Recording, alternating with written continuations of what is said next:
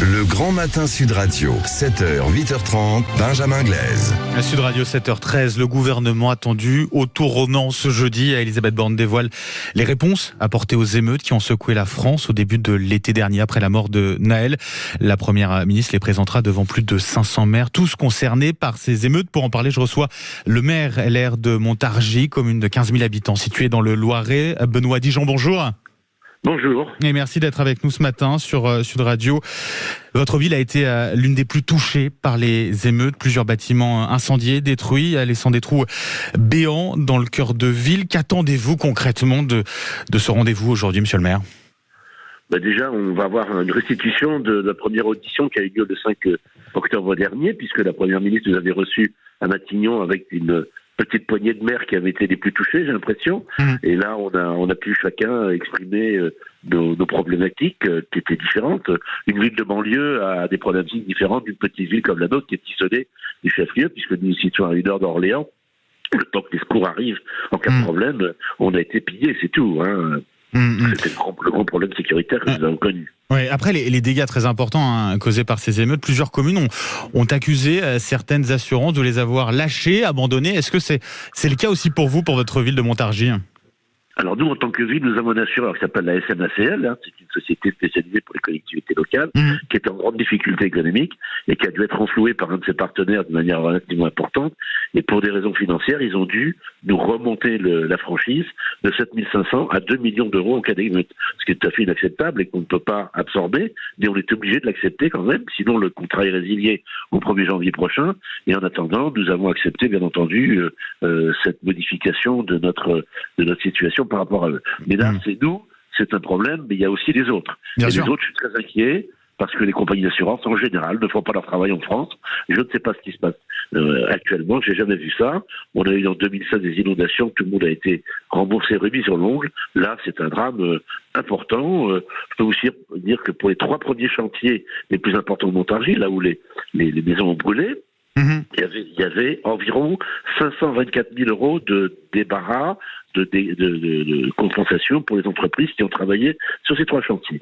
Actuellement, il reste 308 000 euros qui n'ont pas été payés par une seule compagnie. Elle fait la résistance, on ne sait pas pourquoi. Aucune nouvelle. Nous tâchons d'avoir le président depuis quelques jours. Vous n'avez aucune explication à ce sujet ? Non. Aucune explication. Je vous dis, sur 524 000 euros pour ces trois chantiers de débarras, il y a 308 000 qui sont bloqués. Il y a environ 200 000 de payés par des autres entreprises qui sont AXA et Lamas, je peux les prononcer. Ces 2 compagnies ont payé. Et il y a une autre compagnie, qui est une compagnie qui était locale, régionale autrefois, qui fait de l'obstruction actuellement. Alors, on est complètement atterré de ça, et c'est pas normal que 4 mois après, les entreprises ne soient pas payées. D'autant que, alors il y a un certain nombre de subventions, d'aides qui sont conditionnées aussi au fait d'avoir déjà un lien, une réponse de la part des assurances. Donc ça veut dire que là, c'est une situation de blocage, quoi. Oui, alors là, c'est même plus le cas, puisque dans 2 cas sur 3, si vous voulez, les immeubles sont complètement détruits, donc les baux commerciaux sont résiliés, il n'y a plus rien, il n'y a plus aucune relation entre propriétaires et les locataires qu'il y avait avant, tout est résilié. Sur la sécurité, vous avez demandé à plusieurs reprises à Gérald Darmanin d'avoir plus de policiers, vous avez dit avoir été dépassé lors de ces nuits d'émeutes. Est-ce que vos demandes ont été entendues ? Je ne crois pas pour le moment. La situation était qu'en 2017, nous avions 122 personnes qui étaient le commissariat de police de Montargis, de police nationale, et aujourd'hui, nous sommes à 92.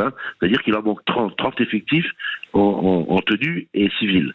Bon, ces gens-là, au fil de l'eau, ils partent une dizaine de personnes par an, c'est normal.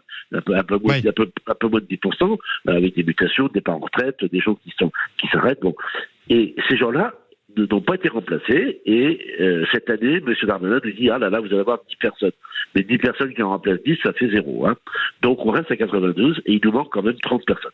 Il faut que la Première ministre et que M. Darmanin se rendent compte que nous sommes isolés, nous sommes tout seuls, à 1 heure de moindre secours, et qu'en cas de problème, il n'y a personne qui peut venir en aide. Pensez qu'en semaine, actuellement, le commissariat de police, il y a 5 personnes la nuit. Qu'est-ce que vous voulez sur une agglomération, une zone police où il y a 47 000 habitants, s'il y a un incident à droite, Comment on fait ailleurs? Il y a l'équipage de 3 personnes qui part et on se retrouve confronté à des problèmes. Heureusement que c'est pas souvent le cas, mais c'est souvent le cas où les arbitrages doivent être faits entre un accident ou un meurtre ou une violence. La police ne peut pas intervenir, c'est ça le problème.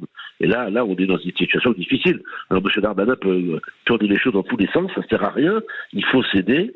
Alors reconnaître qu'est-ce que vous voulez, on est capable de changer d'avis. Moi-même, j'ai changé d'avis sur certains points de vue dans ma vie, et on peut le faire à un moment donné. Il n'y a pas de honte à ça. Reconnaître qu'il manque 30 policiers, c'est pas en soi un drame, et les amener en effectif, c'est pas un drame non plus. Et ce sera donc une de vos attentes, très clairement, tout à l'heure pour cette journée importante, avec les annonces du coup attendues de la part du gouvernement face à ces émeutes. C'était il y a pratiquement 4 mois, jour pour jour. Benoît Dijon, maire Les Républicains de Montargis, un grand merci d'avoir été avec nous ce matin sur Sud Radio, et très bonne journée à vous. Merci à vous. Le Grand Matin Sud Radio.